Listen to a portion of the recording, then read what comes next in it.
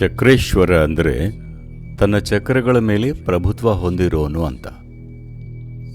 ಚಕ್ರಗಳ ಮೇಲೆ ಪ್ರಭುತ್ವ ಹೊಂದಿರೋದು ಅಂದಾಗ ನಾವು ಹೇಳ್ತಾ ಇರೋದೇನೆಂದರೆ ಶಕ್ತಿ ಶರೀರದ ಮೇಲೆ ಪ್ರಭುತ್ವ ಹೊಂದಿರೋದು ಅಂತ. ಶಕ್ತಿ ಶರೀರದ ಮೇಲೆ ಪ್ರಭುತ್ವ ಹೊಂದಿರೋದು ಅಂದರೆ ಅದು ಬೇರೆ ಹಂತದ ಸಾಕ್ಷಾತ್ಕಾರ ಅಂತಲ್ಲ, ಅದು ಬೇರೆನೇ ಮಟ್ಟದ ಒಂದು ಸಾಮರ್ಥ್ಯ. ಜೀವಶಕ್ತಿ ಎಷ್ಟು ವ್ಯವಸ್ಥಿತವಾಗಿರುತ್ತೋ ಕಾರ್ಯಗೈಯೋ ನಿಮ್ಮ ಸಾಮರ್ಥ್ಯ ಅಷ್ಟಿರುತ್ತೆ. ಜಗತ್ತಿನಲ್ಲಿ ಎಷ್ಟೆಲ್ಲ ಜನರಿದ್ದಾರೆ, ಅವರು ದೈಹಿಕವಾಗಿ ಸಮರ್ಥರಾಗಿರ್ತಾರೆ ಅಥವಾ ಬುದ್ಧಿವಂತಿಕೆಯಲ್ಲಿ ಅತ್ಯುನ್ನತ ಮಟ್ಟದಲ್ಲಿ ಇರ್ತಾರೆ. ಆದರೂ ಸಹ ಅಷ್ಟೊಂದೇನು ಸಾಧಿಸೋಕ್ಕಾಗೋಲ್ಲ. ಯಾಕಂದರೆ ಅವರ ಜೀವಶಕ್ತಿಗಳು ಫ್ಲೆಕ್ಸಿಬಲ್ ಆಗಿರಲ್ಲ ಮತ್ತದು ಸಹಕರಿಸೋದಿಲ್ಲ. ಅಂತಹ ಜನರನ್ನು ನಾವು ನೋಡಿದಾಗ ಜಗತ್ತಲ್ಲಿ ಕಾರ್ಯಗೈಯೋ ಅವರ ಸಾಮರ್ಥ್ಯ ಅಥವಾ ಜಗತ್ತಿನಲ್ಲಿ ಅವರ ಯಶಸ್ಸು ಅವರು ತಮ್ಮಲ್ಲಿ ಹೊಂದಿರೋ ಇತರ ಸಾಮರ್ಥ್ಯಗಳಿಗೆ ತಕ್ಕನಾಗಿ ಇರಲ್ಲ. ದೈಹಿಕ ಸಾಮರ್ಥ್ಯ ಇರಬಹುದು ಅಥವಾ ಶಿಕ್ಷಣ, ಬುದ್ಧಿವಂತಿಕೆ, ಬೇರೆ ಪ್ರತಿಭೆಗಳು ಇರಬಹುದು. ಅವು ಹೊರಗೆ ವ್ಯಕ್ತವಾಗಲ್ಲ. ಯಾಕಂದರೆ ಜೀವಶಕ್ತಿ ಸಾಕಷ್ಟು ಪ್ರಮಾಣದಲ್ಲಿ ಇರಲ್ಲ. ಒಂದು ರೀತಿಲಿ ಯೋಗದ ಎಲ್ಲ ವ್ಯವಸ್ಥೆಗಳು, ಸರಳ ಅಭ್ಯಾಸಗಳಾಗಲಿ ಅಥವಾ ಸಂಕೀರ್ಣವಾದ ಅಭ್ಯಾಸಗಳಾಗಲಿ, ಎಲ್ಲವನ್ನ ಮಾಡಿರೋದು ಶಕ್ತಿ ವ್ಯವಸ್ಥೆಯ ಮೇಲೆ ಒಂದು ಮಟ್ಟದ ಪ್ರಭುತ್ವ ಸಾಧಿಸೋಕೆ ಅಂತ. ಯಾಕಂದರೆ ಆ ರೀತಿ ಮಾತ್ರ ನೀವು ಒಬ್ಬ ಮನುಷ್ಯನನ್ನು ಜಗತ್ತಿನಲ್ಲಿ ವರ್ಧಿಸಬಹುದು. ಜಗತ್ತಿನಲ್ಲಿ ನೀವು ಏನು ಮಾಡಬಹುದು ಅನ್ನೋದನ್ನು ವರ್ಧಿಸೋಕ್ಕಾಗೋದು ನಿಮ್ಮ ಜೀವಶಕ್ತಿಗಳು ಒಂದು ಮಟ್ಟದಲ್ಲಿದ್ದಾಗ, ತನ್ನೊಳಗೆ ಒಂದು ಮಟ್ಟದ ಫ್ಲೆಕ್ಸಿಬಿಲಿಟಿ ಮತ್ತು ನಿಯಂತ್ರಣ ಇದ್ದಾಗ. ಸಾಕಷ್ಟು ಜನರು ಅಥವಾ ಪ್ರತಿಯೊಬ್ಬರೂ ತಮಗೆ ಗೊತ್ತಿಲ್ಲದೆ ತಮ್ಮ ಜೀವಶಕ್ತಿಗಳ ಮೇಲೆ ಒಂದು ಮಟ್ಟದ ನಿಯಂತ್ರಣ ಮತ್ತು ಪ್ರಭುತ್ವ ಹೊಂದಿರುತ್ತಾರೆ. ಅದರಿಂದಾಗಿ ಬೇರೆ ಬೇರೆ ಸಂಗತಿಗಳನ್ನು ಬೇರೆ ಬೇರೆ ಮಟ್ಟದಲ್ಲಿ ಮಾಡೋಕ್ಕಾಗಿರುತ್ತೆ. ಆದರೆ ನೀವೀಗ ಏನು ಮಾಡೋಕ್ಕೆ ಹೊರಟಿದ್ದೀರೋ ಅದನ್ನು ಸಾಮಾನ್ಯವಾಗಿ ಮನುಷ್ಯನಿಗೆ ಅಸಾಧ್ಯ ಅಂತ ನೋಡಲಾಗುತ್ತೆ. ಏನು ಸಾಧ್ಯ ಇಲ್ಲ ಅನ್ನೋದು ಇಲ್ಲಿ ತನಕ ಎಷ್ಟನ್ನು ಕಂಡುಕೊಂಡಿದ್ದೀವಿ ಅನ್ನೋದರ ಮೇಲಿರುತ್ತೆ. ಅದು ಅಸಾಧ್ಯನೇ ಆಗಿರಬೇಕು ಅಂತೇನಿಲ್ಲ. ಏನಂದರೆ ನಾವಿನ್ನೂ ಅದನ್ನು ಕಂಡುಕೊಂಡಿಲ್ಲ. ನೋಡಿ, 150 ವರ್ಷಗಳ ಹಿಂದೆ ಹಾರೋಕ್ಕಾಗುತ್ತಾ ಇಲ್ವೋ ಅನ್ನೋದ್ರ ಬಗ್ಗೆ ಎಲ್ಲರ ತಲೆಯಲ್ಲೂ ಹಾರೋದು ಅಂದರೆ ಅಸಾಧ್ಯ ಅಂತಾನೇ ಇತ್ತು. ಅದೇ ರೀತಿ ಜನ ಸಾಕಷ್ಟು ವಿಷಯಗಳನ್ನು ಅಸಾಧ್ಯ ಅಂದುಕೊಂಡಿರೋದು. ಯಾಕಂದರೆ ಮನುಷ್ಯ ಏನೆಲ್ಲ ಮಾಡಬಹುದು ಅನ್ನೋ ಅಂಶಗಳನ್ನು ಇನ್ನೂ ಪೂರ್ತಿ ಕಂಡುಕೊಂಡಿಲ್ಲ. ಯಾಕಂದರೆ ಮನುಷ್ಯರಲ್ಲಿ ಬಹುತೇಕ ಜನರು ಅಥವಾ ಮನುಷ್ಯನ ಬಹುತೇಕ ಕೌಶಲಗಳು ಹಾಗೆ ಕರೆಯೋದಾದರೆ, ಅಥವಾ ನಮ್ಮ ಸಾಮರ್ಥ್ಯದ ಬಹುದೊಡ್ಡ ಪಾಲನ್ನು ಸಾಮಾನ್ಯವಾಗಿ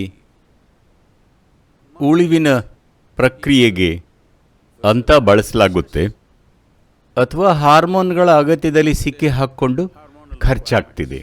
ಇಡೀ ಜೀವನ ಇವುಗಳನ್ನು ನಿಭಾಯಿಸೋದರಲ್ಲೇ ಕಳೆದು ಹೋಗ್ತಿದೆ ಬಹುತೇಕ ಜನರಿಗೆ. ಬಹುಶಃ ಹಣ ಮತ್ತು ಲೈಂಗಿಕತೆಗೆ ಮನುಷ್ಯನ ಸುಮಾರಷ್ಟು ಶಕ್ತಿ ಖರ್ಚಾಗ್ತಿದೆ. ಹಾಗಾಗಿ ಮನುಷ್ಯ ಎಷ್ಟೆಲ್ಲ ಸಂಗತಿಗಳನ್ನು ಮಾಡಬಹುದೋ ಜೀವನವನ್ನು ಪರಿವರ್ತಿಸುವ ಬಗ್ಗೆ, ತನ್ನದಾಗಲಿ ಅಥವಾ ಬೇರೆಯವರದ್ದಾಗಲಿ, ಜಗತ್ತಿನಲ್ಲಿ ಏನೋ ಮಾಡೋ ಬಗ್ಗೆನೂ ಅಲ್ಲ, ಸುಮ್ಮನೆ ಜೀವಂತಿಕೆಯಲ್ಲಿ ಬದುಕೋ ಬಗ್ಗೆ. ಸಾಮರ್ಥ್ಯ ಅಂದ ಕೂಡಲೇ ಯಾವಾಗಲೂ ಕೆಲಸದ ಬಗ್ಗೆ ಅಲ್ಲ. ಸಮರ್ಥನಾದ ವ್ಯಕ್ತಿ ನಿಜಕ್ಕೂ ಸಮರ್ಥನಾದವನು. ಅವನು ಕೂರೋ ರೀತಿಯಲ್ಲಿ ಅಥವಾ ದಾರಿಯಲ್ಲಿ ನಡ್ಕೊಂಡು ಹೋಗೋ ರೀತಿಯಲ್ಲೇ ಒಂದು ಸಂತೋಷ ಇರುತ್ತೆ. ನೀವು ಒಂದು ಮಟ್ಟಕ್ಕೆ ಸಮರ್ಥರಾಗಿದ್ದಾಗ ನೋಡಿ, ಮನುಷ್ಯ ಬರೀ ದೇಹ ಅಲ್ಲ, ಒಂದು ಮಟ್ಟದ ಬುದ್ಧಿವಂತಿಕೆ ಅಲ್ಲಿದೆ. ಸಾಮರ್ಥ್ಯ ಇಲ್ಲದೆ ನಿಮ್ಮ ಬುದ್ಧಿವಂತಿಕೆನ ಎಂಜಾಯ್ ಮಾಡೋಕ್ಕಾಗಲ್ಲ. ಬುದ್ಧಿವಂತಿಕೆ ನೆಗೆಟಿವ್ ಸಂಗತಿ ಆಗಬಹುದು, ಅದು ಒಂದು ಮಟ್ಟದ ಸಾಮರ್ಥ್ಯವಾಗಿ ಬದಲಾಗದಿದ್ದರೆ. ನೀವು ಬುದ್ಧಿವಂತರು, ಆದರೆ ಏನೂ ಮಾಡೋಕ್ಕಾಗಲ್ಲ. ನಿಮಗೆ ಏನು ಮಾಡೋಕ್ಕೂ ಗೊತ್ತಿಲ್ಲ ಅಂದರೆ ದಿಢೀರನೆ ನಿಮ್ಮ ಬುದ್ಧಿವಂತಿಕೆ ಹೊರೆ ಅನಿಸುತ್ತೆ. ಮತ್ತು ಅದು ನಿಮ್ಮ ವಿರುದ್ಧ ಕೆಲಸ ಮಾಡುತ್ತೆ. ಬರೀ ಅರ್ಧ ಮೆದುಳು ಇದ್ದರೆ ನೀವು ನೆಮ್ಮದಿಯಾಗಿ ಇರ್ತಿದ್ರಿ. ಬುದ್ಧಿವಂತಿಕೆ ಒಳಿತಾಗಿ ಬದಲಾಗೋದು ಅದು ಸಾಮರ್ಥ್ಯವಾಗಿ ಬದಲಾದಾಗ ಮಾತ್ರ, ಏನನ್ನೋ ಮಾಡೋಕೆ ಸಮರ್ಥವಾದಾಗ, ಆಗ ಮಾತ್ರ ಬುದ್ಧಿವಂತಿಕೆ ಒಂದು ಶಕ್ತಿಯಾಗುತ್ತೆ ನಿಮಗೆ ಮತ್ತು ಜಗತ್ತಿಗೆ. ಈಗ ಮನುಷ್ಯರಲ್ಲಿ ಒಂದು ಮಟ್ಟದ ಬುದ್ಧಿವಂತಿಕೆ ಬಂದಿರೋದ್ರಿಂದ ಅದನ್ನು ಸಾಮರ್ಥ್ಯವನ್ನಾಗಿ ಮಾಡ್ಕೋಬೇಕಿರೋದು ತುಂಬಾ ಮುಖ್ಯ. ಅವನು ಲೌಕಿಕ ಜಗತ್ತಿನಲ್ಲಿರಲಿ ಅಥವಾ ಆಧ್ಯಾತ್ಮಿಕತೆಯಲ್ಲಿ ಇರಲಿ ಅಥವಾ ಇನ್ನೇನೇ ಮಾಡ್ತಿರಲಿ, ಅವನು ತನ್ನ ಬುದ್ಧಿವಂತಿಕೆಯನ್ನು ಸಾಮರ್ಥ್ಯವಾಗಿ ಮಾಡ್ಕೋಬೇಕು. ಇಲ್ಲದಿದ್ದರೆ ತನ್ನ ಜೀವನದಲ್ಲಿ ಏನಾಗ್ತಿದೆಯೋ ಅದರಿಂದ ಇನ್ನಿಲ್ಲದಂತೆ ಕಿರಿಕಿರಿಗೊಳಗಾಗ್ತಾನೆ. ಈಗ ಚಕ್ರೇಶ್ವರನಾಗಿರೋದಂದ್ರೆ ಅದೊಂದು ಮಟ್ಟದ ಸಾಮರ್ಥ್ಯ. ಒಂದು ಮಟ್ಟದಲ್ಲಿ ಇದರ ಅರ್ಥ ಏನಂದರೆ, ನಾವು ಯಾವುದನ್ನು ಚಕ್ರ ಅಂತೀವಿ, ಈ 114 ಚಕ್ರಗಳು ಪ್ರಾಣ ವ್ಯವಸ್ಥೆ ಅಥವಾ ಶಕ್ತಿ ವ್ಯವಸ್ಥೆ ಅಂತ ಏನಿದೆ,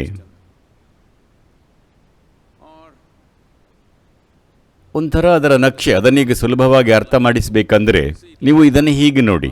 ನೀವೆಲ್ಲರೂ ಅಸ್ಥಿಪಂಜರ ನೋಡಿದ್ದೀರಿ ಅಲ್ವಾ? ಈಗ ಶಾಲೆಯಲ್ಲಿ ಅಸ್ಥಿಪಂಜರ ತೋರಿಸಿ ನಿಮಗೆ ಹೇಳ್ತಾರೆ ಇದು ಮೂಳೆ ವ್ಯವಸ್ಥೆ, ಇದರ ಮೇಲೆ ಮಾಂಸಖಂಡಗಳು ತುಂಬಿಕೊಂಡು ಮನುಷ್ಯನಿಗೆ ಈ ಆಕಾರ ಕೊಟ್ಟಿದೆ ಅಂತ. ಆಗ ನೀವು ಈ ದೇಹದ ಭಾಗಗಳನ್ನು ಒಟ್ಟಿಗೆ ಈ ಆಕಾರದಲ್ಲಿ ಹಿಡಿದಿಟ್ಟಿರೋದು ಮೂಳೆಗಳೇ ಅಂತ ಅರ್ಥ ಮಾಡ್ಕೊಳ್ತೀರಿ. ಆದರೆ ಕೆಲವರು ಈ ಮೂಲ ಆಕಾರ ಕಳ್ಕೊಳ್ಳೋಕೆ ನೋಡ್ತಾರೆ, ಅದು ಬೇರೆ ವಿಷಯ. ಆದರೆ ಸಾಮಾನ್ಯವಾಗಿ ಮೂಳೆ ನಿಮಗೆ ಕೊಡಬೇಕಿರೋದು ಒಂದು ಮೂಲ ಆಕಾರವನ್ನು. ಇದು ಹೀಗಿದೆ ಯಾಕಂದರೆ ಮೂಳೆ ವ್ಯವಸ್ಥೆ ಆಗಿದೆ, ಅದು ಹೀಗಿದ್ದರೆ ಮೂಳೆ ವ್ಯವಸ್ಥೆಯನ್ನು ಧಿಕ್ಕರಿಸ್ತಿದೆ ಅಂತ. ಆದರೆ ಇದನ್ನು ಅರ್ಥ ಮಾಡಿಕೊಳ್ಳಿ, ಇನ್ನೊಂದು ವ್ಯವಸ್ಥೆ ಇದೆ, ಅದರ ಮೇಲೆ ಮೂಳೆ ಮಾಂಸ ಎಲ್ಲನೂ ರೂಪುಗೊಳ್ಳುತ್ತೆ, ಅದು ಶಕ್ತಿ ವ್ಯವಸ್ಥೆ. ಈಗ ಶಕ್ತಿ ವ್ಯವಸ್ಥೆಗೆ ಒಂದು ಮ್ಯಾಪ್ ಮಾಡಿದರೆ ಅದು ಮೂಲಭೂತ ವ್ಯವಸ್ಥೆ ಆಗುತ್ತೆ. ಅದರ ಮೇಲೆ ಮೂಳೆ ವ್ಯವಸ್ಥೆ ಅಥವಾ ಅಸ್ಥಿಪಂಜರ ವ್ಯವಸ್ಥೆ ರೂಪುಗೊಂಡು ಒಂದು ಆಕಾರ ಕೊಡುತ್ತೆ. ಶಕ್ತಿ ವ್ಯವಸ್ಥೆಗೆ ಒಂದು ರೂಪ ಅಥವಾ ಆಕಾರ ಇಲ್ಲದಿದ್ದರೆ ಇದು ಬೇರೆ ಆಕಾರ ಪಡೆದುಕೊಳ್ಳುತ್ತೆ, ಇದೇ ಆಕಾರದಲ್ಲಿ ಇರಲ್ಲ. ಮೂಳೆ ಹೀಗೆ ಬೆಳೆದು ಕೊಂಬಾಗಬಹುದು. ಶಕ್ತಿ ವ್ಯವಸ್ಥೆ ಹೀಗಿರೋದ್ರಿಂದ ಎಲ್ಲನೂ ಸಹ ಅದರ ಸುತ್ತ ರೂಪುಗೊಳ್ಳುತ್ತೆ. ಇನ್ನೊಂದು ಅರ್ಥದಲ್ಲಿ ಶಕ್ತಿ ವ್ಯವಸ್ಥೆನ ಅತ್ಯಂತ ಮೂಲಭೂತ ವ್ಯವಸ್ಥೆಯಾಗಿ ನೀವು ನೋಡಬಹುದು ಮತ್ತು ಅದರ ಮೇಲೆ ಮೂಳೆ ಮಾಂಸ ನರಗಳು ಉಳಿದಿದ್ದೆಲ್ಲನೂ ರೂಪುಗೊಂಡಿದೆ. ಸರಿನಾ? ನಿಮಗೆ ಇದರ ಮೇಲೆ ಸ್ವಲ್ಪ ಪ್ರಭುತ್ವ ಇದ್ದರೆ ಒಂದೇನೆಂದರೆ ನೀವು ಚಕ್ರಗಳನ್ನು ಚಲಿಸುವ ಹಾಗೆ ಮಾಡಬಹುದು. ಅಂದರೆ ಜೀವ ವ್ಯವಸ್ಥೆಯಲ್ಲಿ ಎಲ್ಲಿಗೆ ಬೇಕೋ ಅಲ್ಲಿಗೆ ಅದನ್ನು ಚಲಿಸಬಹುದು. ಉದ್ದೇಶ ಏನು? ನೀವು ಕ್ಯಾಲೆಂಡರ್ನ ಚಿತ್ರಗಳನ್ನು ನೋಡಿರಬಹುದು. ಯೋಗಿ ಹೀಗೆ ಕೂತಿರೋದು ಮತ್ತು ಕೈಯಿಂದ ಬೆಳಕು ಹೀಗೆ ಬರ್ತಿರೋದು ನೋಡಿದ್ದೀರಾ? ಸಾಮಾನ್ಯವಾಗಿ ಆ ಚಿತ್ರ ಹಿಂದಿನ ಕಾಲದಲ್ಲಿ ಬಿಡಿಸಿದ್ದಾದ್ರೆ, ಈಗದು ಯಾವುದೋ ಒಂದು ಯೋಗ ಬುಕ್ನಲ್ಲಿ ಇದ್ದಿದ್ರೆ, ಸುಮಾರು ಹಳೆಯ ಯೋಗ ಬುಕ್ ನೀವು ನೋಡಿ, ಕೈಯಿಂದ ಬೆಳಕು ಬರ್ತಾ ಇದ್ದರೆ ಆ ಯೋಗಿಗೆ ಪ್ರಭಾವಳಿ ಇರಲ್ಲ. ಯಾರಿಗೆ ಪ್ರಭಾವಳಿ ಇರುತ್ತೋ ಅವರ ಕೈಯಿಂದ ಬೆಳಕು ಬರ್ತಿರಲ್ಲ. ಕೈಯಲ್ಲಿ ಬೆಳಕು ಬರ್ತಿದ್ರೆ ಪ್ರಭಾವಳಿ ಇರಲ್ಲ. ಅದೇನು ಹೇಳೋಕೆ ನೋಡ್ತಿದೆ ಅಂದರೆ, ಚಿತ್ರಕಾರನಿಗೆ ಸಾಕಷ್ಟು ತಿಳುವಳಿಕೆ ಇದ್ದರೆ, ಇದರ ಬಗ್ಗೆ ಗೊತ್ತಿದ್ರೆ, ಕೊನೆ ಪಕ್ಷ ಈ ಸಂಸ್ಕೃತಿಯಲ್ಲಿ ಅಷ್ಟು ಅರಿವು ಇತ್ತು. ಇಲ್ಲಿ ಏನಾಯಿತು ಅಂದರೆ, ಆ ಯೋಗಿ ತನ್ನ ಆಜ್ಞಾಚಕ್ರವನ್ನು ಕೈಗೆ ಚಲಿಸಿದ. ಜನರು ಇದನ್ನು ಅಭಯಹಸ್ತ ಅಂತಾರೆ. ಅಭಯಹಸ್ತ ಅಂದರೆ ಮೂಲಭೂತವಾಗಿ ರಕ್ಷಣೆಯ ಹಸ್ತ ಅಥವಾ ಭದ್ರತೆಯ ಹಸ್ತ ಅಂತ. ಇದು ಅದರ ಬಗ್ಗೆ ಅಲ್ಲ. ಇದು ಆತ ತನ್ನೊಳಗೆ ಗಳಿಸಿಕೊಂಡಿರೋ ಬೆಳಕು. ಅದಕ್ಕೆ ಶ್ರಮ ಬೇಕು. ಈಗ ಅದನ್ನು ಜನರಿಗೆ ಅರ್ಪಿಸ್ತಿದ್ದಾನೆ. ಯಾವುದು ನಂದಾಗಿತ್ತೋ ಅದೀಗ ನಿಮ್ಮದು. ಯಾಕಂದರೆ ಇಲ್ಲಿ ಯಾರೋ ಇದ್ದಾರೆ, ಅವರಿಗೆ ಪ್ರಯೋಜನವಾಗಬೇಕು. ಅದು ಇಲ್ಲಿದ್ದರೆ ನನಗೆ ಒಳ್ಳೆಯದು, ಇಲ್ಲಿಗೆ ಚಲಿಸಿದರೆ ಅದು ಬೇರೆಯವರಿಗೆ ಒಳ್ಳೆಯದು. ಈಗ ತನ್ನ ಆಜ್ಞಾ ಬೇರೆಯವರಿಗೆ ಪ್ರಯೋಜನವಾಗಲಿ ಅಂತ ಬೆಳಕನ್ನು ಕೈಗೆ ತಂದು ಕೈ ಮೇಲೆ ಕೆತ್ತಿದ್ದಾರೆ. ಆ ಮೂಲಕ ಅವರ ಆಜ್ಞಾ ಬೇರೊಬ್ಬರಿಗೆ ಬೆಳಕಾಗಿದೆ.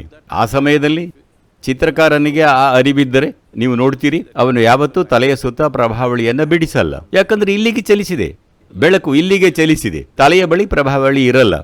ಅವನು ಹೀಗೆ ಕುಳಿತಾಗ ತಲೆಯ ಸುತ್ತ ಪ್ರಭಾವಳಿ ಇದ್ರೆ ಅವರ ಕೈಯಿಂದ ಬೆಳಕು ಬರ್ತಾ ಇರಲ್ಲ.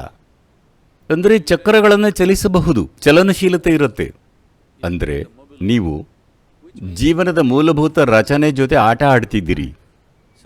ಉದಾಹರಣೆಗೆ, ನೀವೀಗ ನಿಮ್ಮ ಮೊಣಕಾಲು ಚಿಪ್ಪನ ಮೆದುಳಿಗೆ ಚಲಿಸಬಹುದು. ಅಲ್ಲಿಗಿಂತ ಇಲ್ಲಿ ಜಾಸ್ತಿ ಮೆದುಳು ಇದೆ ಅನಿಸಿದ್ರೆ ನೀವು ಅದನ್ನು ಮೇಲಕ್ಕೆ ಚಲಿಸಬಹುದು. ಇದು ಆ ರೀತಿ ಅರ್ಥಹೀನ ಅನ್ನಿಸಬಹುದು, ಆದರೆ ಅದು ಹಾಗೆ ಬೇರೆ ಬೇರೆ ಕಡೆಗೆ ಚಲಿಸ್ತಿದ್ದೀರಿ. ಬರೀ ಈ ಉದ್ದೇಶಕ್ಕಲ್ಲ, ಅನೇಕ ವಿಷಯಗಳಿಗಾಗಿ. ಯಾಕಂದರೆ ಕೆಲವೊಂದು ಸಂಗತಿಗಳನ್ನು ಮಾಡಬೇಕು ಅಂದುಕೊಂಡಾಗ ನಿಮ್ಮ ಶಕ್ತಿಗಳು ನಿರ್ದಿಷ್ಟ ರೀತಿಯಲ್ಲಿ ಇರಬೇಕಾಗುತ್ತೆ. ಆಜ್ಞೆ ಇಲ್ಲಿದೆ, ಅದು ಎಷ್ಟೇ ಶಕ್ತಿಯುತವಾಗಿದ್ರೂ ಒಂದಿಷ್ಟು ಕೆಲಸಗಳನ್ನು ಮಾಡೋಕ್ಕಾಗಲ್ಲ. ನಾನು ಅದನ್ನು ನನ್ನ ಕೈಗೆ, ಹೊಟ್ಟೆಗೆ ಅಥವಾ ಇನ್ನೆಲ್ಲಿಗಾದರೂ ಸರಿಸಿದರೆ ನಿರ್ದಿಷ್ಟ ಚಟುವಟಿಕೆಗೆ ಅದು ಹೀಗೆ ಉತ್ತಮವಾಗಿ ಕೆಲಸ ಮಾಡುತ್ತೆ. ಅಂದರೆ ಆ ಚಲನಶಕ್ತಿ ಅಥವಾ ಸ್ವಾತಂತ್ರ್ಯ ಹೊಂದೋದು. ಒಂದು ರೀತಿಯಲ್ಲಿ ಸೃಷ್ಟಿ ನಿಮ್ಮನ್ನು ಹೇಗೆ ಮಾಡಿದೆಯೋ ಆ ಸಂರಚನೆಯನ್ನು ಬದಲಾಯಿಸೋದು.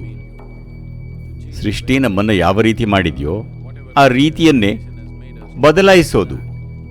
ಮೂಲ ಸೂತ್ರಗಳನ್ನು ಅಕ್ಷರಶಃ ಮತ್ತೆ ನಾದೋದು. ನೀವೀಗ ಮಣ್ಣಿನಿಂದ ಒಂದು ಮಡಿಕೆ ಮಾಡಿದ್ರಿ, ಅದು ಒಂದು ರೂಪ ಪಡ್ಕೊಂಡಿದೆ. ಆದರೆ ಈಗ ಮತ್ತೆ ಹಸಿ ಮಣ್ಣಾಗಿಸ್ತಿದ್ದೀರಿ. ಆಗ ನೀವದಕ್ಕೆ ನಿಮಗೆ ಬೇಕಾದಂತಹ ರೂಪವನ್ನು ಕೊಡಬಹುದು. ಮಡಿಕೆ ಮಾಡಿದ್ರಿ, ಆಮೇಲೆ ಒಂದು ಮಗು ಬಂತು, ಅದಕ್ಕೊಂದು ಗೊಂಬೆ ಮಾಡಿಕೊಡೋಕೆ ನೋಡ್ತೀರಿ. ಹಾಗಾಗಿ ಹಸಿ ಮಡಿಕೆಯಾಗಿಸಿ ಮತ್ತೆ ಮಣ್ಣನ್ನಾಗಿ ಮಾಡ್ತೀರಿ. ಮಗುಗೆ ಆಟವಾಡೋಕೆ ಅಂತ ಅದನ್ನು ಒಂದು ಆಟಿಕೆಯನ್ನಾಗಿ ಮಾಡ್ತೀರಿ. ಅಲ್ಲಿಗೆ ತಲುಪಿ ಇಲ್ಲಿಗೆ ಮತ್ತೆ ಮರಳೋಕೆ ಒಂದು ಮಟ್ಟದ ಪ್ರಭುತ್ವ ಬೇಕು. ನೀವು ಅಲ್ಲಿಗೆ ತಲುಪಿ ಹಿಂದಿರುಗೋಕೆ ಆಗದಿದ್ರೆ, ಯೋಗ ಸಂಪ್ರದಾಯದಲ್ಲಿ ಇಂಥ ಅನೇಕ ಕಥೆಗಳಿವೆ. ಯಾರೋ ಹೋಗಿ ಏನೋ ಮಾಡಿದ್ರು, ಆಮೇಲೆ ಹಿಂದಿರುಗೋಕೆ ಆಗಲಿಲ್ಲ. ಇದ್ರ ಬಗ್ಗೆ ಎಲ್ಲ ಕೇಳಿದ್ದೀರಾ? ಯಾರವರು? ನೀವು ಆ ಶುಕ್ರಾಚಾರ್ಯರ ಬಗ್ಗೆ ಕೇಳಿರಬಹುದು. ಒಂದು ಮಟ್ಟಿಗೆ ಸಮರ್ಥರು, ಆದರೆ ಅತ್ಯಂತ ಅಹಂಕಾರಿ ಯೋಗಿಗಳು. ಒಮ್ಮೆ ಅಹಂಕಾರ ಬಂತಂದ್ರೆ ನೀವು ಮುಂದೆ ಕಲಿಯಲ್ಲ. ಏನನ್ನೋ ಕಲಿತೀರಿ, ಅದನ್ನು ತೋರಿಸಬೇಕು. ಯಾಕಂದ್ರೆ ನಿಮಗೊಂದು ಪವರ್ ಕೊಡುತ್ತೆ. ಅದನ್ನು ಮಾಡಿದ್ರಿ, ಅದರ ಮೊದಲಿನ ಸ್ಥಿತಿಗೆ ತರೋಕ್ಕಾಗಲ್ಲ, ಅಲ್ಲೇ ಸಿಕ್ಕಿ ಹಾಕಿಕೊಳ್ತೀರಿ. ವಿಶ್ವಾಮಿತ್ರರು ಸೇರಿದ ಹಾಗೆ ಇಂಥ ಇನ್ನೂ ಅನೇಕರ ಕಥೆಗಳಿವೆ. ಏನನ್ನೋ ಮಾಡಿದ್ರು, ಸರಿಪಡಿಸೋಕೆ ಆಗ್ಲಿಲ್ಲ. ಯಾಕಂದ್ರೆ ಅದನ್ನು ಬದಲಾಯಿಸೋಕೆ ಆಗ್ಲಿಲ್ಲ. ಇದನ್ನೆಲ್ಲ ಮಾಡೋ ಸಾಮರ್ಥ್ಯ ಬಂದಿದ್ದು ಹೇಗಂದ್ರೆ ಅವರಿಗೆ ತಮ್ಮ ಜೀವಶಕ್ತಿಗಳ ಮೇಲೆ ಪ್ರಭುತ್ವ ಇತ್ತು. ಅಂದ್ರೆ ನಮ್ಮದೇ ಶಕ್ತಿ ವ್ಯವಸ್ಥೆ ಮೇಲೆ. ಹಾಗಾಗಿ ಚಕ್ರೇಶ್ವರ ಅಂದ್ರೆ ಅದರ ಮೇಲೆ ನಿಯಂತ್ರಣ ಹೊಂದಿರೋನು. ಯಾಕಂದ್ರೆ ಅದಿಲ್ಲದೆ ಕೆಲವು ಸಂಗತಿಗಳನ್ನು ಮಾಡೋಕ್ಕಾಗಲ್ಲ. ಅಥವಾ ವಿಶೇಷ ಉದ್ದೇಶಕ್ಕೆ ನಿಮ್ಮನ್ನು ಸಿದ್ಧಪಡಿಸಿಕೊಳ್ತಿದ್ದೀರಿ. ಹಾಗಾಗಿ ನಿಮ್ಮ ಶಕ್ತಿಗಳು, ಮುಖ್ಯವಾಗಿ ಕೆಲವು ಚಕ್ರಗಳು ನಿರ್ದಿಷ್ಟ ರೀತಿಯಲ್ಲಿ ಇರಲಿ ಅಂತ ಬಯಸ್ತೀರಿ. ನೀವು ನಿರ್ದಿಷ್ಟ ಚಟುವಟಿಕೆಯಲ್ಲಿ ತೊಡಗಿದರೆ ನೀವು ಮಾಡ್ತಿರೋ ಸಾಧನೆಯ ಈ ಭಾಗಕ್ಕೆ ತೊಂದರೆ ಆಗಬಹುದು, ನಿಮಗೆ ಅನುಕೂಲಕರ ಆಗದೇ ಇರಬಹುದು. ಈಗ ನಾನು ದೇವಿ ಪ್ರಾಣ ಪ್ರತಿಷ್ಠೆ ಮಾಡ್ತಿದ್ದೀನಿ ಅಂದ್ಕೊಳ್ಳಿ. ನಾವೀಗ ಅದನ್ನು ಮಾಡ್ತಿದ್ದೀವಿ, ದೇವಿ ಪ್ರಾಣ ಪ್ರತಿಷ್ಠೆ ಮಾಡ್ತಿದ್ದೀವಿ. ಜೀವ ವ್ಯವಸ್ಥೆಯಲ್ಲಿನ ಸ್ತ್ರೀ ತತ್ವನ ನಾನೀಗ ಬೇರೆ ಕಡೆ ಇರಿಸಿದ್ದೀನಿ, ಅದೀಗ ಇಲ್ಲಿಲ್ಲ. ಆ ವ್ಯತ್ಯಾಸನ ಗಮನಿಸಿದ್ರ ಗೊತ್ತಿಲ್ಲ. ನಾನು ಈಗ ಸ್ವಲ್ಪ ಬೇರೆ ಥರ ಇದ್ದೀನಿ. ಕೆಲವು ಸಂಗತಿಗಳು ಇಲ್ಲವಾಗಿದೆ, ಯಾಕಂದರೆ ಅದನ್ನು ಬೇರೆ ಕಡೆ ಎಲ್ಲೋ ಹ್ಯಾಂಗರ್ ಮೇಲೆ ಇರಿಸಿದ್ದೀವಿ. ಇವತ್ತು ಈ ಶರ್ಟ್ ಹಾಕಿರಬಹುದು, ಈ ಕುರ್ತಾ ಹಾಕಿರಬಹುದು, ನಾಳೆ ಅದು ಹ್ಯಾಂಗರ್ ಮೇಲೆ ಇರಬಹುದು. ಇದನ್ನು ಬಳಸ್ತಿರುವಾಗ ನನ್ನ ಭಾಗವಾಗೇ ಇರುತ್ತೆ, ಅಲ್ಲಿ ಇರಿಸಿದಾಗ ಅದು ಅಲ್ಲೇ ಇರುತ್ತೆ. ಅಂದ್ರೆ ಒಂದು ನಿರ್ದಿಷ್ಟ ಉದ್ದೇಶಕ್ಕಾಗಿ ಸಿದ್ಧಪಡಿಸಿದ ಕೆಲವು ಸಂಗತಿಗಳು ಬೇರೆ ಅನೇಕ ವಿಷಯಗಳಲ್ಲಿ ಸಿಕ್ಕಿ ಹಾಕಿಕೊಳ್ಳೋದು ನಿಮಗೆ ಬೇಕಿರಲ್ಲ. ಆದ್ದರಿಂದ ಒಂದು ಕಡೆ ಇಡ್ತೀರಿ, ಅದರ ಜೊತೆ ತಿರುಗಾಡೋಕೆ ಬಯಸಲ್ಲ. ಹಾಗಾಗಿ ಕೆಲವು ಚಕ್ರಗಳು ಅಥವಾ ನಿಮ್ಮ ಶಕ್ತಿ ವ್ಯವಸ್ಥೆಯ ಕೆಲವು ನಿರ್ದಿಷ್ಟ ಅಂಶವನ್ನ ದೇವರ ಮನೆಯಲ್ಲಿ ಇಟ್ಟು ಬರ್ತೀರಿ. ಯಾಕಂದರೆ ಅದರ ಜೊತೆ ತಿರುಗಾಡಿದರೆ ಆಮೇಲೆ ಮತ್ತೆ ಬೇರೆ ಬೇರೆ ರೀತಿಯಲ್ಲಿ ರಿಪೇರಿ ಮಾಡ್ಕೋಬೇಕಾಗುತ್ತೆ. ಹಾಗಾಗಿ ಅಲ್ಲೇ ಬಿಡ್ತೀರಿ. ಅದು ನಿಮ್ಮನ್ನ ನಿರ್ದಿಷ್ಟ ಸ್ವಲ್ಪ ಸಮಯದವರೆಗೆ ನಿಮ್ಮಲ್ಲಿನ ಕೆಲವು ಸಂಗತಿಗಳು ಕಾಣೆಯಾಗಿರತ್ವೆ. ಸ್ವಲ್ಪ ಸಮಯಕ್ಕೆ ಪರವಾಗಿಲ್ಲ, ತುಂಬಾ ಸಮಯ ಆ ಥರಾನೇ ಇದ್ರೆ ಜೀವ ವ್ಯವಸ್ಥೆಗೆ ಹಾನಿ ಮಾಡಬಹುದು. ಆದರೆ ಸ್ವಲ್ಪ ಸಮಯಕ್ಕೆ ಒಂದು ಕಡೆ ಇಡ್ತೀರಿ, ಯಾಕಂದ್ರೆ ಅದರ ಮೇಲೆ ಮತ್ತೆ ಹೊಸತಾಗಿ ಕೆಲಸ ಮಾಡೋಕೆ ಬಯಸಲ್ಲ. ಯಾಕಂದ್ರೆ ಅದಕ್ಕೆ ತುಂಬಾನೇ ಸಮಯ ಬೇಕಾಗತ್ತೆ. ಈ ತರ ಏನೇನೋ ಇರುತ್ತೆ. ಶಕ್ತಿ ಶರೀರದ ಮಿಕ್ಕ ಭಾಗದ ಜೊತೆ ಓಡಾಡಬಹುದು, ಯಾಕಂದ್ರೆ ಸುರಕ್ಷೆ ಮತ್ತು ನಿರ್ದಿಷ್ಟ ಉದ್ದೇಶಕ್ಕೆ. ಅದನ್ನು ಒಂದು ಸ್ಥಳದಲ್ಲಿ ಇರಿಸೋಕೆ ಸಾಧ್ಯ. ಈಗ ಶಕ್ತಿ ಶರೀರದ ಒಂದು ಭಾಗವನ್ನು ಇಟ್ಟಿರೋ ದೇವರ ಮನೆಗೆ ಜನರು ಹೋದರೆ ಅದನ್ನು ಅಲ್ಲಿಡೋಕ್ಕೂ ಮೊದಲು ಆಗಿದ್ದ ಅನುಭವಕ್ಕಿಂತ ಸಂಪೂರ್ಣವಾಗಿ ಭಿನ್ನ ಅನುಭವವಾಗುತ್ತೆ. ಇದು ಬರೀ ಅಲ್ಲಿನ ದೇವರ ಶಕ್ತಿ ಅಥವಾ ಇನ್ನೇನೋ ಅಲ್ಲ, ಪೂರ್ತಿ ಬೇರೆ ಥರ ಇರುತ್ತೆ. ಯಾಕಂದರೆ ಶಕ್ತಿ ಶರೀರದ ಒಂದು ಭಾಗ ಅಲ್ಲಿದೆ ಮತ್ತದು ತುಂಬಾನೇ ಭಿನ್ನ, ಬಹಳ ವಿಭಿನ್ನವಾಗಿರುತ್ತೆ. ಯಾಕಂದರೆ ನೋಡಿ, ಈಗ ಪ್ರತಿ ಮನುಷ್ಯನಲ್ಲೂ ಅನೇಕ ಗುಣಗಳಿವೆ, ಒಂಥರ ಎಲ್ಲ ಸಮತೋಲನದಲ್ಲಿವೆ. ಯಾವುದೋ ಒಂದು ಅತಿಯಾದರೆ ಅಥವಾ ಬೇರೆ ಎಲ್ಲ ಗುಣಗಳನ್ನು ತೆಗೆದುಹಾಕಿ ನಿಮ್ಮ ಒಂದು ಗುಣ ಮಾತ್ರ ಉಳಿಸಿಕೊಂಡ್ರೆ ಇದ್ದಕ್ಕಿದ್ದಂತೆ ಅದು ಅತಿಶಯವಾದ ಹಾಗೆ ಅನಿಸುತ್ತೆ. ಅದು ಒಂದು ರೀತಿಲಿ ಏನಂತ ಹೇಳೋದು, ಒಂದು ರೀತಿಯಲ್ಲಿ ಅದು ಮುಚ್ಚಿ ಹೋಗಿತ್ತು ಅಥವಾ ಅದು ಸಮತೋಲನದಲ್ಲಿತ್ತು. ಯಾಕಂದರೆ ಸುಮಾರು ಗುಣಗಳ ಮಧ್ಯೆ ಒಂದು ಅತಿರೇಕದ ಗುಣ ಇದ್ದರೆ ಅದು ಬ್ಯಾಲೆನ್ಸ್ ಆಗಿರುತ್ತೆ. ಈಗ ಬೇರೆ ಎಲ್ಲ ಗುಣಗಳನ್ನು ಬದಿಗೊತ್ತಿ ಬರೀ ಇದೊಂದನ್ನೇ ಇಟ್ಟರೆ ಇದ್ದಕ್ಕಿದ್ದ ಹಾಗೆ ಇದು ಬೇರೆನೇ ಒಂದು ಮಟ್ಟ ತಲುಪೋದನ್ನು ನೋಡ್ತೀರಿ. ಇದು ತುಂಬಾನೇ ಪವರ್ಫುಲ್ ಆಗತ್ತೆ, ಯಾಕಂದರೆ ಉಳಿದ ಎಲ್ಲವನ್ನು ಬದಿಗೊತ್ತಿದ್ದೀರಿ. ಅಂದರೆ ಅದನ್ನು ಹೊರತೆಗೆದು ಅಲ್ಲಿಟ್ಟಾಗ ಸಾಮಾನ್ಯವಾಗಿ ಅದನ್ನು ಬ್ಯಾಲೆನ್ಸ್ ಮಾಡೋ ಇತರ ಎಲ್ಲ ಗುಣಗಳಿಂದ ಅದೀಗ ಸ್ವತಂತ್ರವಾಗಿರುತ್ತೆ. ಇದ್ದಕ್ಕಿದ್ದಂತೆ ಆ ಗುಣ ತುಂಬಾನೇ ಅತಿಶಯವಾಗಿಸಿದ ಹಾಗೆ ಕಾಣುತ್ತೆ ಮತ್ತು ನಿರ್ದಿಷ್ಟ ರೀತಿಯ ಕೆಲಸಕ್ಕೆ ಅದು ನೆರವಾಗುತ್ತೆ. ಜಗತ್ತಿನಲ್ಲಿ ಏನೋ ಮಾಡುವ, ಏನನ್ನೋ ಸೃಷ್ಟಿಸುವ ಉದ್ದೇಶವಿದ್ದರೆ ಚಕ್ರೇಶ್ವರ ಇದರ ಮೇಲೆ ಕೆಲಸ ಮಾಡ್ತಾನೆ. ಸದ್ಗುರು ಶ್ರೀ ಬ್ರಹ್ಮ ಇದರ ಮೇಲೆ ಶ್ರಮಿಸಿದರು. ಯಾವಾಗ ಕೆಲಸ ಕೈಗೂಡಲಿಲ್ಲವೋ, ಯಾಕಂದ್ರೆ ಎಲ್ಲವೂ ಅಂದುಕೊಂಡ ಹಾಗೆ ಇತ್ತು, ಖಂಡಿತ ಆಗತ್ತೆ ಅಂದುಕೊಂಡಿದ್ರು, ಆದರೆ ಅದು ಆಗಲಿಲ್ಲ. ಅವರಿಗದನ್ನು ನಂಬೋಕೆ ಆಗಲಿಲ್ಲ. ಕೆಲ ಸಂಗತಿಗಳು ಸಹಕರಿಸಲಿಲ್ಲ. ಸಮಾಜದಲ್ಲಿ ಹೇಗಿರಬೇಕು ಗೊತ್ತಿರಲಿಲ್ಲ. ಅವೆಲ್ಲ ಬೇಕು ಅಂತಾನೆ ಅಂದುಕೊಂಡಿರಲಿಲ್ಲ. ಗುರುವಿನ ಅನುಗ್ರಹ ಇದೆ, ಶಕ್ತಿ ಇದೆ, ಅದರ ಮೇಲೆ ಪ್ರಭುತ್ವ ಇದೆ, ಅದಾಗಲೇಬೇಕು, ಅದರ ಬಗ್ಗೆ ಯಾವುದೇ ಅನುಮಾನ ಇರಲಿಲ್ಲ. ಆದರೆ ಅವರಿಗೆ ಅಜ್ಞಾನದ ಶಕ್ತಿ ಅರ್ಥವಾಗಲಿಲ್ಲ. ಅಜ್ಞಾನ ಜಗತ್ತಿನ ಒಂದು ಪ್ರಚಂಡ ಶಕ್ತಿ, ಸಾಮಾನ್ಯ ಶಕ್ತಿಯಲ್ಲ. ನಿಮ್ಮೊಳಗೆ ಮತ್ತು ಸುತ್ತಮುತ್ತ ಅದನ್ನು ಕಡೆಗಣಿಸಬೇಡಿ. ಇದೊಂದು ಪ್ರಚಂಡ ಶಕ್ತಿ. ಜಗತ್ತಿನಲ್ಲಿ ಬಹಳಷ್ಟು ವಿಷಯ ಅಜ್ಞಾನದಿಂದಲೇ ನಡೀತಿವೆ, ತಿಳುವಳಿಕೆಯಿಂದಾನೋ ಅಥವಾ ಬುದ್ಧಿವಂತಿಕೆಯಿಂದಾನೋ ಅಲ್ಲ. ಅಜ್ಞಾನ ಒಂದು ಅಸಾಮಾನ್ಯ ಶಕ್ತಿ. ಅವರು ಅಜ್ಞಾನದ ಶಕ್ತಿಯನ್ನು ಸರಿಯಾಗಿ ಅಂದಾಜಿಸಲಿಲ್ಲ. ಆ ವಿಷಯದಲ್ಲಿ ಮುಗ್ಧರಾಗಿದ್ದರು.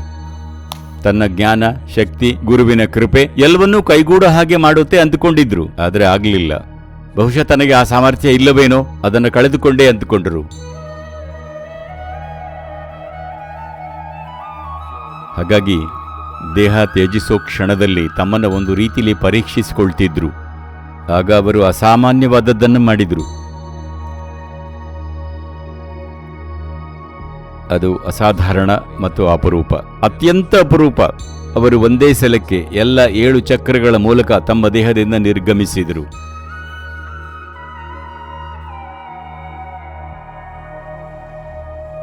ತಾವು ನಿಜವಾಗಿಯೂ ಚಕ್ರೇಶ್ವರರ ಅಥವಾ ಅಲ್ಲವಾ ಅಂತ ತಮ್ಮನ್ನು ಪರೀಕ್ಷಿಸಿಕೊಳ್ತಿದ್ರು. ಅವರ ಪಾಲಿಗೆ ಕೊನೆಯ ಪರೀಕ್ಷೆ ಅದಾಗಿತ್ತು. ತಾವು ಆ ಹಂತದಲ್ಲಿ ಇದ್ದೀವಾ ಇಲ್ವಾ ಅಂತ ತಿಳಿಯೋಕೆ.